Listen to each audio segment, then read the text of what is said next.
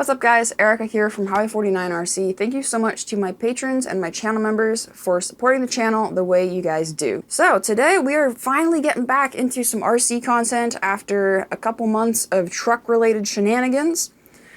We are starting a brand new touring car build. Yeah, I know. We're checking out the Tamiya TB EVO 6. It is a four-wheel drive, shaft driven touring car chassis kit. I've got electronics from LiQWYD that we're going to check out here in a second, and a body from Biddy Design. To power this build, I decided to go with LiQWYD electronics, mainly because I've seen some of the pro racers on Instagram running their stuff, and so I was kind of curious. I'm usually a Castle girl, but I wanted to give LiQWYD a try. So for an ESC, I got the Crest X EVO 160 amp censored brushless ESC, and to go along with it, a 9.5 turn Crest Modi motor. Yeah, it's a motor. Brushless, censored, very cool. Real nice and fancy, cool colors. Got some sweet anodizing on there. I like it. I'm also going to be running LiQWYD batteries. Got these because they are quite low profile, I think. Oh my gosh. I haven't actually opened these yet, but these are like as thin as my phone. That's insane. Super lightweight too. That's awesome. So I got two of those. For a servo, I went with a ProTech high voltage servo. Low profile, 8.4 volts, 230 ounce inches, more than enough for a little touring car. Along with the ESC, I picked up the Bluetooth tuning module, so I can hook this up to my phone, tune up the ESC how I want it. Futaba receiver, because I run Futaba. Some Yeah Racing wheels and tires, already put together. The body that I chose is the Biddy Design Hybera body.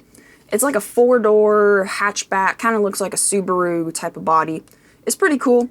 It's designed for front-wheel drive cars. This is a four-wheel drive. I don't really care. It looks cool. It's different. That's all I really care about. But let's throw all this stuff aside and take a look in the box. Alrighty, let's grab the box here, take a look inside, see what all we've got. Not quite as fancy presentation as the Kyosho Javelin that we built not too long ago. But looks like we got some plastic greeblies. Here's the carbon fiber chassis and top deck. Very nice indeed, looks well made.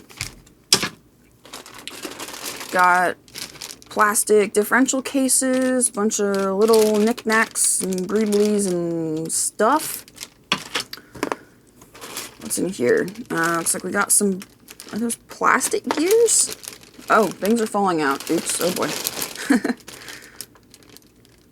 Okay, that's interesting if those are plastic. I kind of hope they're not plastic, but I don't know, I guess we're going to find out. Just basically more plastic stuff. Looks like some shock parts. Don't know what that is. Bumper. Tools.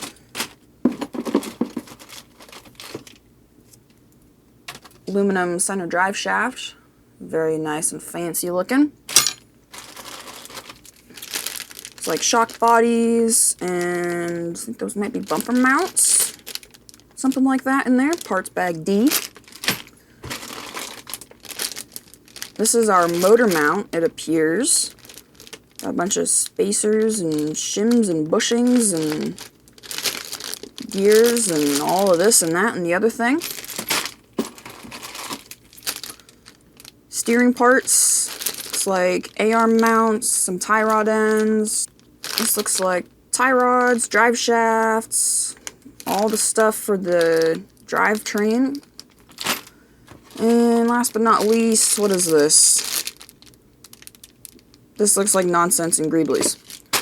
Anything else? Nope, not really. Already pulled the instruction manual out to mark it up so that I know what I'm doing, keep better track of things. So, first thing that we're going to be doing, like most kits, honestly, is putting together the differentials and the center motor mount drive unit. So I'm going to pull all the parts out for this, and we're going to get right to building. So we are skipping step one. That's just basically dressing the carbon fiber chassis. I'm going to do that later. So we're going to skip on to step two And we're going to assemble the spur gear and center drive unit motor mount thing. This is the motor mount, which is extremely well machined. I'm extremely impressed. Very, very intricate part, lots of little details on it. I've already added this little sticky outy bit on there just for sake of ease. So let's grab our parts tray here and start assembling. So this here is what bolts to the spur gear. It's got a bearing set in there and a shaft that runs through it, and it spins on said shaft. It shows to put this together in the instructions, but it comes assembled, so that is quite nice. So this is going to go into the spur gear like so, and it's going to get 4 screws with some Loctite going into the holes just like so. Then we're going to grab this plastic bevel gear, and the slot on the back of that is going to align with the nubbins here on this blue piece. So that just sits down on there like so. And then this is going to get bolted into the motor mount. On this side they want a tiny, tiny little countersunk screw. The one that they supplied was a Phillips. I hate Phillips hardware, so I went ahead and grabbed a hex head one out of my collection. And I'm going to dab a little Loctite on that, just like on the spur gear bolts, and thread that in there very carefully without over tightening it. And then pretty much same thing on the other side with a slightly larger screw. Now we're going to move on to the shaft that holds the bevel gear that meshes with this bevel gear. So that shaft is just here. We're going to grab this little flanged bearing, and the flange is going to go towards the drive cup side. And then we're going to slide the other bevel drive gear onto said shaft, stick a pin through this hole, and the bevel gear is going to notch onto that, just like that. And that gets a tiny little shim, if I can pick it up, and another flanged bearing with the flange facing towards the bevel gear, just like that. Now this assembly is going to get installed this way in the motor mount.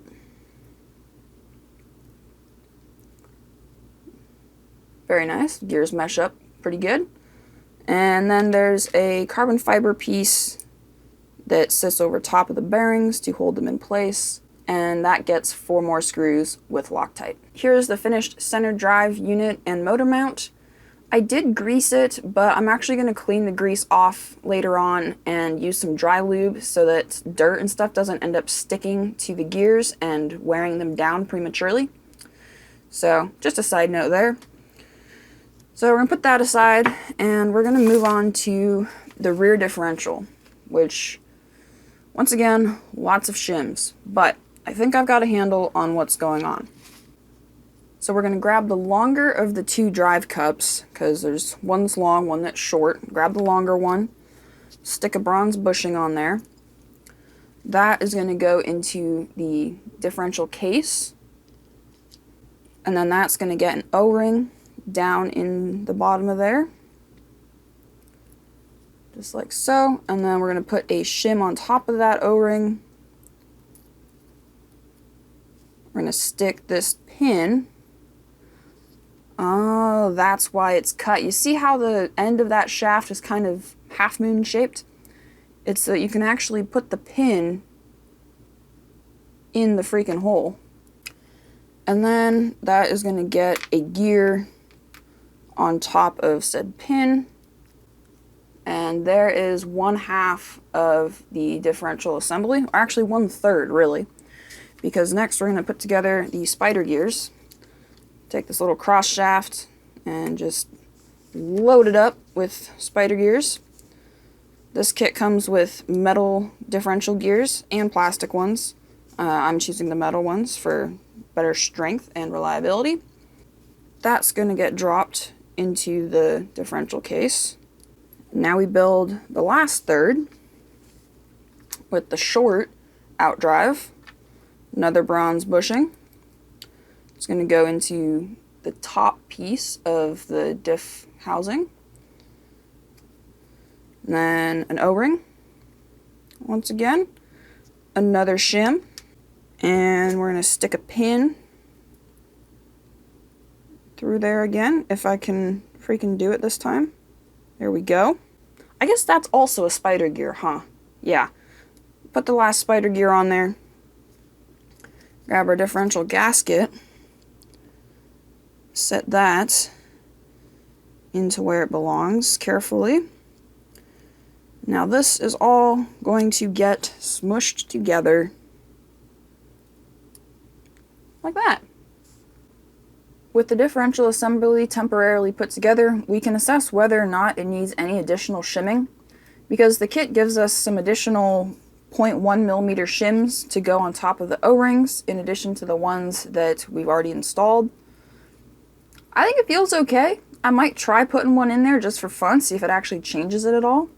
The next thing I'm then going to do is go ahead and fill up the diff cup with oil. Just get it filled up to the top of this little cross pin here, slap it back together with some screws, and we'll be moving on. I've gone ahead and installed the ring gear onto my differential assembly. And next up, we're going to grab a shim, slap it on the non-ring gear side, slap a large bearing on there too. That's fairly stiff, so that's nice. Slap one on the other side. And this is going to go into the lower differential case half this way. So if you're looking at it from the pinion side, the ring gear is going to be on the left. Speaking of pinion, that's the next assembly we're going to tackle. We're going to start by putting the thicker bearing on the shaft first. I'm going to stick a little blue collar spacer thing on there. I'm going to then put the thinner bearing on. As you can see, one's thicker, one's thinner. Yep, And then put a couple shims on there. They say to put a 0.2 on there and then a 0.1 if needed for clearance adjustment. I'm just putting them both on there because I got them. Might as well use them. Then we're going to stick a pin through the hole here. Pop our pinion gear on top, and finally an E-clip to go on the snout of that shaft. Now that's going to be tricky to get on. Please don't go across the room. Yay! Success! We've got an E-clip on the snout of our pinion shaft. That is then going to plonk itself down into the lower half of the diff case. Our gear lash feels nice and tight, spins smoothly, but there's no excessive play or anything, so that's good. We're gonna grab some grease, throw that in there, and then we'll put the top half of the case on. That lubricated nicely. Add a little bit more. And we'll throw the top case half on. Let me get all those screws tightened down. Now that we've got the differential assembly all put together and spinning nice and smoothly, there's really only two more little things we need to do to this before it's complete. And that is going to be to add a couple ball studs with spacers. And they're going to go in this hole right there.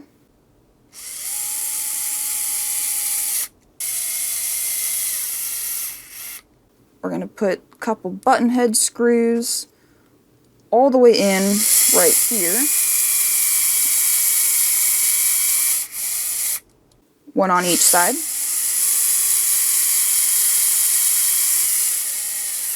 Yep, I'm not being dumb. Then I'm going to put these little blue, I don't even know, hex nut tower things on. Not really sure what to call them. But they're going to go on there.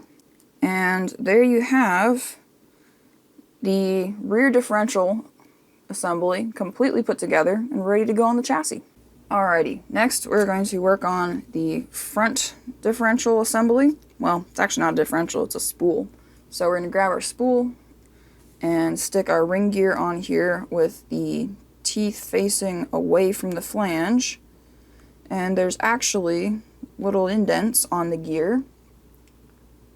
You can see on that hole there's a little bump in the outer ring, and that's where the screw hole goes. So I'm going to slap 4 cap head screws in there with some Loctite real quick.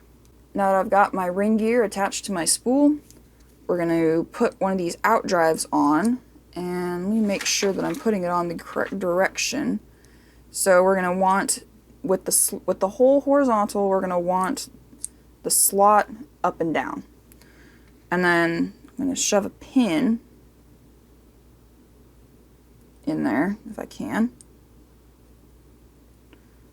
Like so. And then on the sticky outy side, which is the side we're working on, I'm going to put a shim and then a bearing. And the bearing is actually going to keep the pin in place. Kind of cool, huh? And then very similar with the other side, we're going to stick our out drive on the spool, line it up with the other one so they're both vertical, stick a pin through the hole horizontally, put a bearing on there to capture the pin. That is a very nifty way to actually do this setup. I quite like that. Makes it serviceable, and yeah, it's unique. I don't know, never seen a pin being held in by a bearing before. Very cool. So let's set that aside. We're now going to build up another pinion shaft assembly very similarly to the way we did the rear one. I'm going to start with our fat bearing. We're going to put our little spacer collar on. Go for our narrow bearing. I'm going to put 2 shims. Same as before. One's a 0.2, one is a 0.1. Grab our pin, stick that through the hole.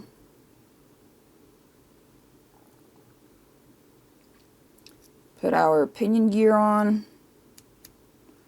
And once again, we're going to stick an E-clip on the end of that little snout. Bear with me. Let me get that taken care of. Ta-da! Gorgeous. Look at that little E-clip. Oh yeah, so happy. Okay. Now I'm going to take both of those guys that we just put together, our ring gear assembly and our pinion gear assembly, and slap those into the lower case half, putting the ring gear on the left-hand side when looking at it from the pinion. Stick our pinion in there. Squidge a bunch of grease on there. And then we're going to take and plop our top case half on. And once again, 6 screws all the way around the outside.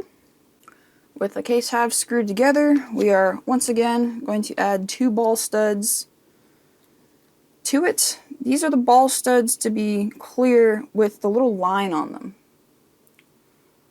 As you can see, there's a little line on these ball studs. Some of them have a hex on them, and some of them are just plain round, no hex, no line. These are the ones with the line, and they get a 1mm spacer on them. And they go in this lower centermost hole.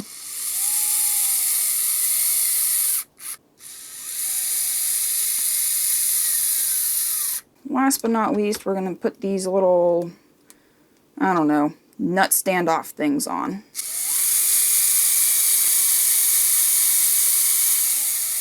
Stick a screw on either side of the pinion up from the bottom of the housing.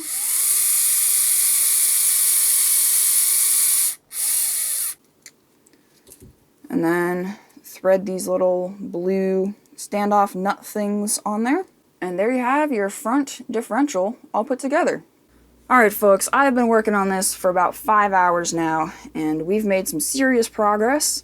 We've got our front differential, our center drive unit / motor mount, and our rear differential all put together. Alright, with that folks, that concludes episode 1 of the Tamiya TB EVO 6 build. I hope you guys have enjoyed.